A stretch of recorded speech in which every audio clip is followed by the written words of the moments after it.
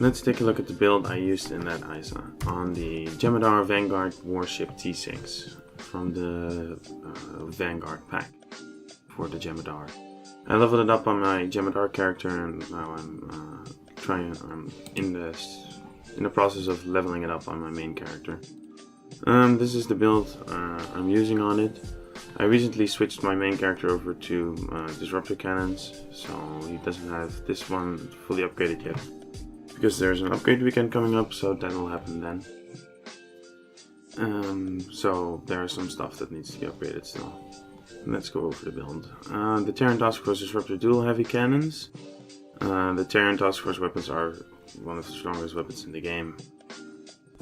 The cannons as well. So I'm using that, still needs to be upgraded, happens soon. And then 3 sensor linked dual cannons and the Nausicaan energy torpedo. Then I used the Deflector Elite Intervention Protomatter Deflector Array for the crit severity on hull and the other things. And then I have the Prevailing Fortified Impulse Engines.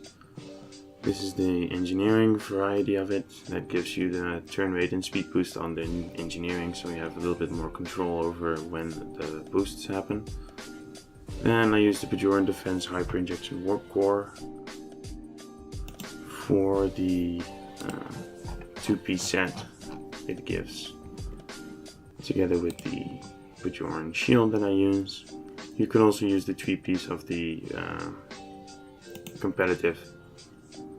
That is also very good, and I believe that is actually current meta, using the 3-piece or the 2-piece with the Fleet Elite Core.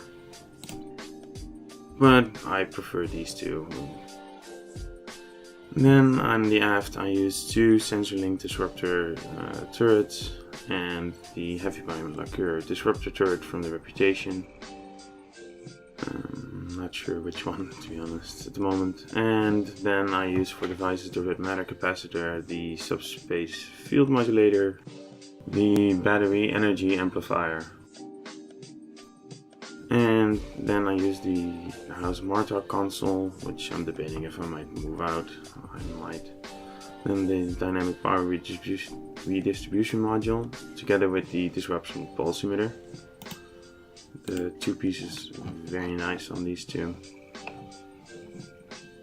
And the clicky on this one is also very good. And this one's decent. Then I used the tachyonetic converter for the flight turn rate, critical chance and severity. Then the binaural infusion circuits for the hull capacity and the severity. Then the domino for the clicky and the accuracy is nice. And then 4 vulnerability locators, disruptors, and 1 the counter command multi-conduit energy relay, which is part of the Reputation set with the turret, but is obtained through a mission. I'm not 100% sure which mission, unfortunately, but yes, it's from a mission. And it gives a bonus damage, which is overall greater than the vulnerability locators, if you look at the damages. Then let's go to the skill tree, which is the same as it has been for a while. With the specializations Miracle Worker and Strategist. Miracle Worker to stay alive in pugs, really. If you're in a DPS channel run, you can use Intelligence and it's more powerful, I believe. Then we have the traits.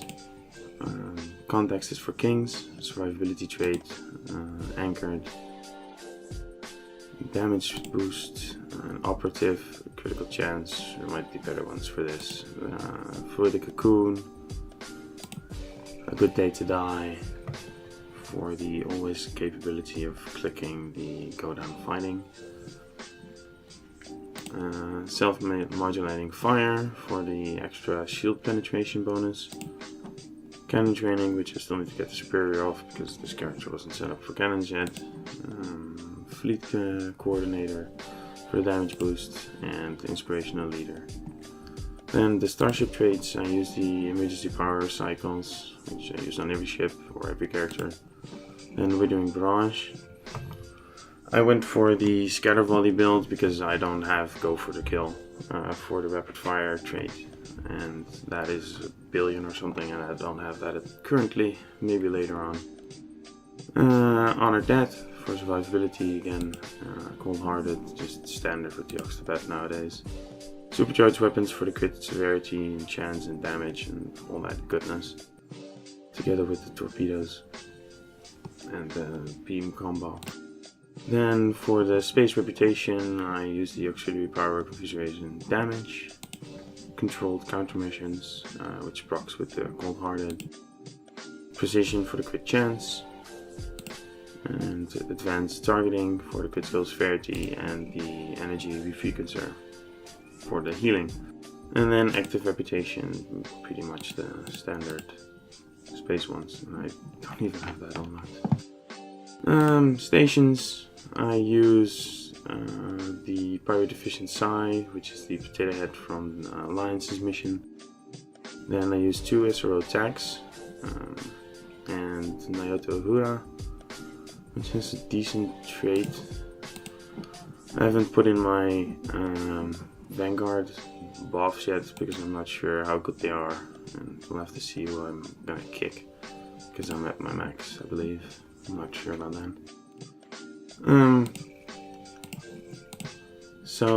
And then I have another Psi, which is a pirate Psi.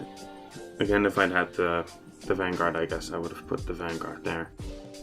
Let's go over the abilities they use, which is Psi Team 1, Hazard Emitters 2, Distributor Targeting 1, Chemosite 2, Torpedo Spread 3, Scatter Volley 3, and Tactical Team 1, Beta 1, and Mixed Armament Synergy 2, which is a Miracle Worker power. Activating a beam cannon or mine or torpedo will cause you to gain 40% bonus all damage for the other 3 types of weapons, so if you use different types of weapons, that is great. Then I use Emergency Power to Weapons 1, and Oxtabat 1 and 2, and then a Transfer Shield Strength 1. And then the Doffs in Active Duty, which is the chance for stacking crit severity buff on firing energy weapons, the damage versus Borg, the attack pattern beta restores hull when firing, and 3 technicians for the Oxtabat build.